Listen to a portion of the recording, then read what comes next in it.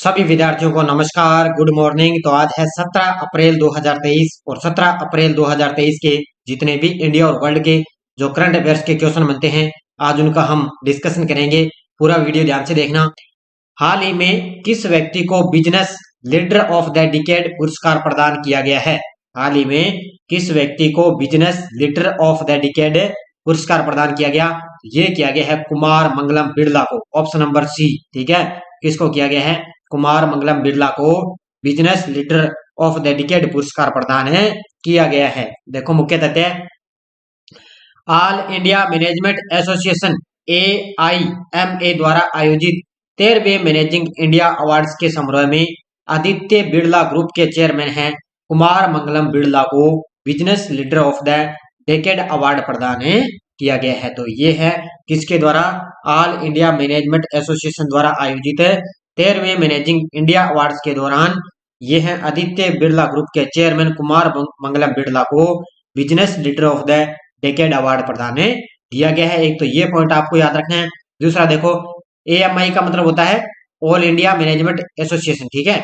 इसके द्वारा JRD Tata corporate leadership award है, ये टाटा स्टील के चेयरमैन TV नरेंद्रन को दिया गया है। तो ये अलग ये दिया गया है। और ये तीसरा पॉइंट, और फिर देखो, भारत आज तक और इंडिया टुडे के न्यूज डायरेक्टर, बिजनेस टुडे के कार्यकारी निदेशक राहुल कंवल को मीडिया में उत्कृष्ट योगदान अवार्ड से सम्मानित किया गया है। तो इसको आपको अच्छी तरह से याद रखना है। ये तीनों पॉइंट बड़े ही शानदार हैं, ठीक है। तो मीडिया में उत्कृष्ट के योगदान अवार्ड से किन को सम्मानित किया गया? ये राहुल कंवल को सम्मानित किया गया है। तो ये तीनों पॉइंट मैंने आपके लिए अलग अलग उठाए हैं, इनको आपको अच्छी तरह से याद रखने हैं। नेक्स्ट है, हाल ही में भारत के किस राज्य के मुख्यमंत्री सबसे अधिक संपत्ति वाले मुख्यमंत्री बन चुके हैं? तो ये मैंने परसों ही आपको बताया था। तो वो है आंध्र प्रदेश के मुख्यमंत्री हैं YS जगनमोहन रेड्डी। और वो उन्होंने क्या है, राज्य के अंदर यानी कि भारत में सबसे जो टॉप पर मुख्यमंत्री ये यानी कि सबसे अधिक संपत्ति वाले मुख्यमंत्री बने चुके हैं, यानी कि सबसे धनी व्यक्ति ये बन चुके हैं। कौन है? आंध्र प्रदेश के मुख्यमंत्री हैं YS जगनमोहन रेड्डी। देखो, ये है डेमोक्रेटिक रिफॉर्म्स एसोसिएशन की रिपोर्ट आई है। उनके अनुसार भारत में 28 राज्यों के मुख्यमंत्रियों और 2 केंद्र शासित प्रदेशों में से 29 करोड़पति हैं, ठीक है। इसमें 28 राज्यों के मुख्यमंत्रियों और 2 केंद्र शासित प्रदेशों में 29 करोड़पति हैं। इसमें आंध्र प्रदेश के जगनमोहन रेड्डी उनमें सबसे अमीर हैं और जिनकी संपत्ति की मूल्य 510 करोड़ है। कितनी है इनकी? 510 करोड़ रुपए इनकी संपत्ति है। और सबसे कम पूछे आपसे तो वो है पश्चिम बंगाल की मुख्यमंत्री ममता बनर्जी के पास सबसे क्या कितनी है? सिर्फ 15 करोड़ है इनके पास संपत्ति है। पश्चिम बंगाल की मुख्यमंत्री ममता बनर्जी सबसे कम संपत्ति इनके पास है। और सबसे ज्यादा पूछे तो आंध्र प्रदेश के जगनमोहन रेड्डी के पास है। नेक्स्ट है, दुनिया के 100 सबसे प्रभावशाली लोगों में कौन से 2 बॉलीवुड अभिनेता शामिल हुए हैं? तो ये एक तो शाहरुख खान है और दूसरे हैं SS राजामौली, जिनकी फिल्म आपने देखी होगी। निर्देशक है ये, किस फिल्म के हैं? तो वो RR फिल्म के ये निर्देशक हैं, ठीक है। RR फिल्म के, जिसका नातू नातू सॉन्ग ने बेस्ट ओरिजिनल का सॉन्ग भी अवार्ड इन्होंने जीता है। तो इसके निर्देशक हैं SS राजामौली। उत्तर हो जाएगा इसका A और B दोनों, ठीक है। तो इन दोनों व्यक्तियों को 100 सबसे प्रभावशाली लोगों में इन दोनों को शामिल किया गया है। देखो, फिल्म निर्देशक SS राजामौली और अभिनेता शाहरुख खान दुनिया के 100 सबसे प्रभावशाली लोगों में से इनको शामिल किया गया। और टाइम मैगजीन ने 2023 के लिए जारी अपनी सूची में दोनों का नाम शामिल किया है। बस ये दोनों को नाम आपको अच्छी तरह से याद रखना है। अगला प्रश्न, भारत गौरव पर्यटक ट्रेन को किस शहर में हरी झंडी दिखाकर रवाना किया गया है? भारत गौरव पर्यटक ट्रेन को किस शहर में हरी झंडी दिखाकर रवाना किया गया? ये किया गया है नई दिल्ली में। अभी आपको पता है 14 अप्रैल के दिन आपने डॉक्टर भीमराव अंबेडकर की जन्मदिन इनका बनाया था। उसी उनके जन्मदिन के उपलक्ष्य पर भारत गौरव पर्यटन ट्रेन को हरी झंडी दिखाकर नई दिल्ली में इसका शुभारंभ किया गया है। देखो, सामाजिक सुधारक BR अम्बेडकर की 132वीं जयंती के अवसर पर एक विशेष पर्यटक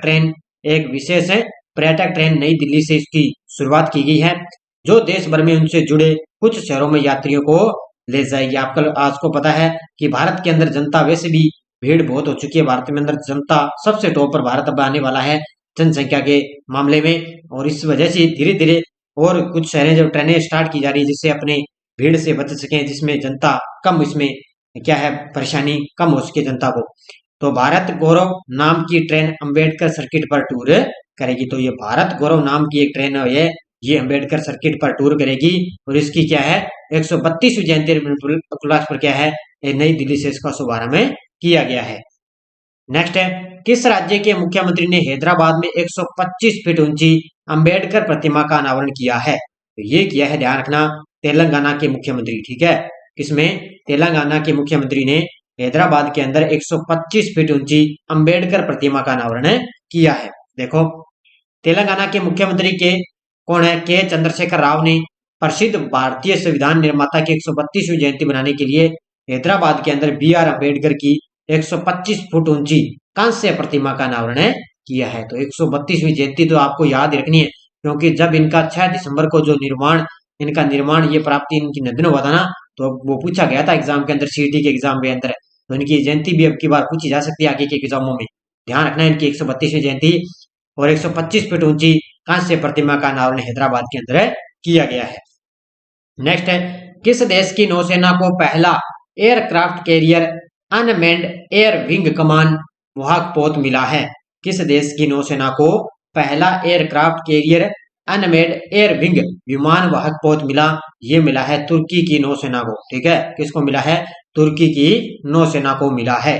देखो, तुर्की नौसेना को अपनी पहली एयरक्राफ्ट कैरियर टीसीजी अनाडोलू मिल गई है। ठीक है, ये एक जहाज का नाम है, यानी कि जो पानी में जहाज होते हैं ना, पोत चलते हैं, उनका नाम है ये टीसीजी अनाडोलू।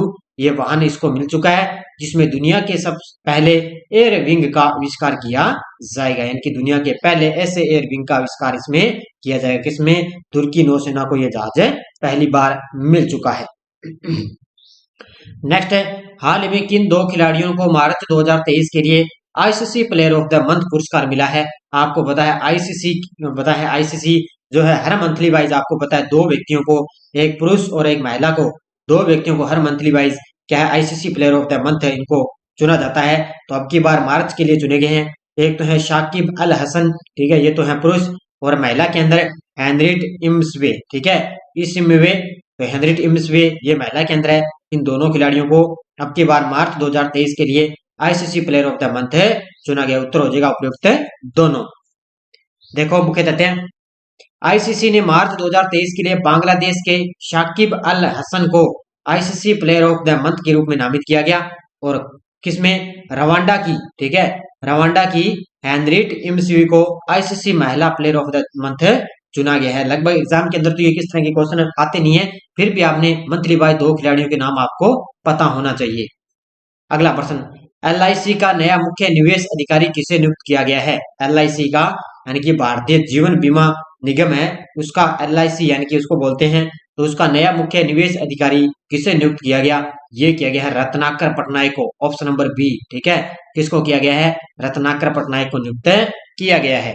देखो, जीवन बीमा निगम एलआईसी ने रत्नाकर पटनायक को नए मुख्य निवेश अधिकारी के रूप में नियुक्त किया है। ठीक है, जीवन बीमा निगम एलआईसी ने रत्नाकर पटनायक को नए मुख्य निवेश अधिकारी के रूप में नियुक्त किया। 10 अप्रैल को इस भूमिका से अलग होने वाले पीआर मिश्रा की जगह लेंगे। किसकी जगह लेंगे?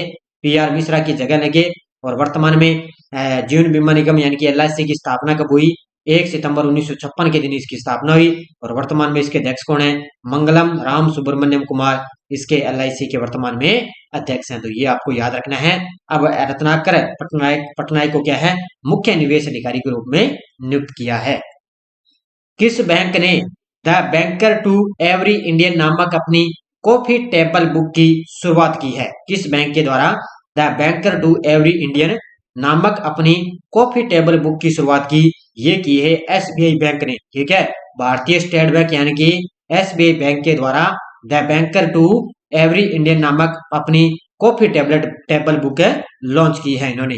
देखो, State Bank of India SBI ने the banker to every Indian नामक अपनी कॉफी टेबल बुक की शुरुआत इन्होंने कर दी है, जो 75 साल की भारतीय स्वतंत्रता और 1955 में स्थापित एसबीआई के 200 साल के इतिहास को जश्न मनाती हुई इसकी शुरुआत की गई है। तो एसबीआई के 200 साल के इतिहास को एक जश्न इसमें बनाया गया है। तो इसकी शुरुआत इन्होंने एसबीआई बैंक ने the banker to every Indian नामक एक अपनी कॉफी टेबल बुक की शुरुआत इन्होंने की है। यानी कि इसका मतलब ये है, ये बुक है, बुक का नाम है, इस बुक में क्या है, जो एसबीआई बैंक है ना, उसके इतिहास के अंदर, इतिहास में क्या कुछ हो चुका है, उसके उसके विस्तार पर इस पर प्रकाश डाला गया है।